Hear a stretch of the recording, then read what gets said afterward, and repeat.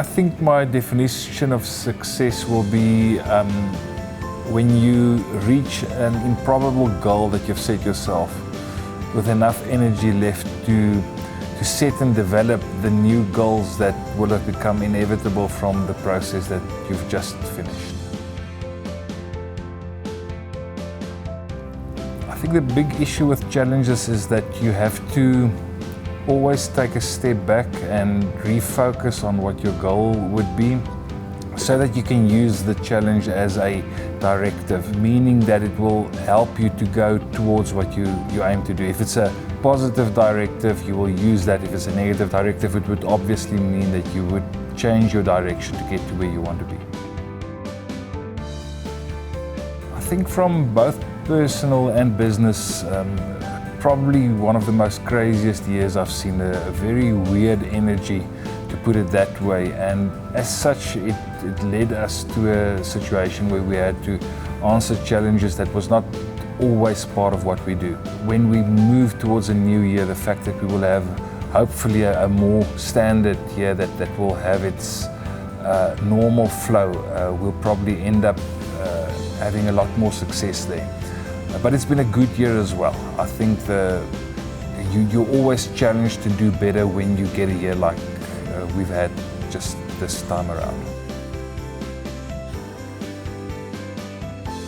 I think the big issue with entrepreneurs is the fact that they tend to focus on the skills they already have, meaning they do what they do very well, but they never step back to look at the bigger picture. If you're a good baker, you're not necessarily going to be good at running a bakery.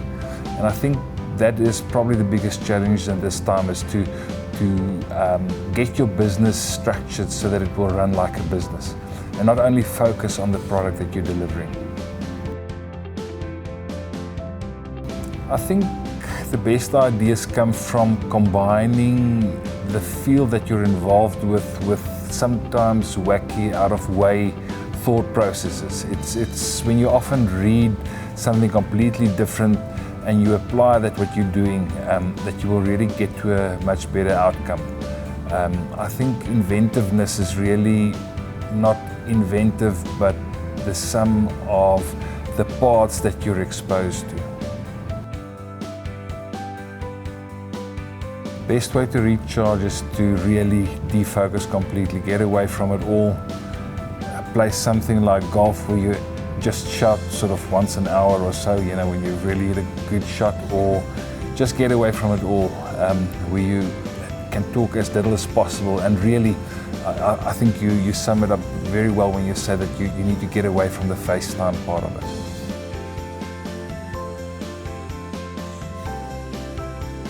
I think the 2018 market was probably overwhelmed by threads and thread lifting procedures. A lot of the other modalities in medical aesthetics have matured nicely.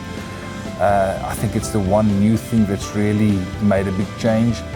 And I foresee for 2019 and forward regenerative medicine, you know, where we're really growing tissue back to a better shape, will probably start playing a much bigger role. I feel that it's going to be the trend of the future. I think that purely depends on what time you find me. Starting off at a baseline, maybe an 8, you know, but there are times that I might go up the scale a little bit.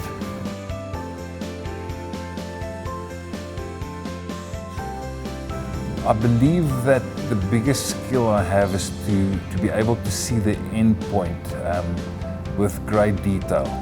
I find that a lot of people get bogged down by the details of what they're trying to do without really looking at and focusing on the end point. In medical aesthetics, it's about knowing what the gap is between where your patient is at the moment and where you want them to be. And I think in business as a whole, that is probably the one thing that I do that suits my style of doing business very well.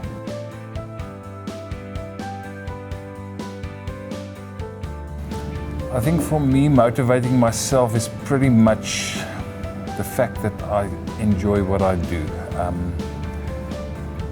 If you cannot wake up in the morning and look forward to your day, there will be no motivation. And I think motivating other people is pretty much about getting them to see what is possible. I find that many doctors that I train come for a skill and they end up walking away with a whole new viewpoint on medicine and medical aesthetics as a whole. Strangely enough, I tend to like stuff that's as far away from my profession as can be, and at the current moment I very much like to watch Fast and Loud. I like old rock, folk rock, something like Jack Johnson. I tend to go back to the stuff that I used to enjoy, often when I hear it again. Probably Steve Jobs. I believe that he had a similar thought pattern as I do, and the fact that he really took it to the extent that he did. You know, he changed the whole way we saw things, and that's something that I would probably aspire to. I think the big message would be, don't get bogged down by the details. I feel that people are so distracted by the politics and the economy and all the little details that detract from our daily living that they forget to follow the bigger picture. Few people I find nowadays have a clear picture of where they want to go. So that would probably be my advice.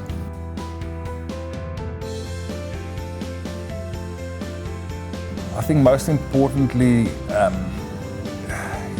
it's about focusing on where you want to be and then detailing the strategies that you need to get there. Most of the companies that I've dealt with up to so far really focused on details of how they wanted to present you, but not had a clear idea how it would all tie together to get the outcome that we needed for our business.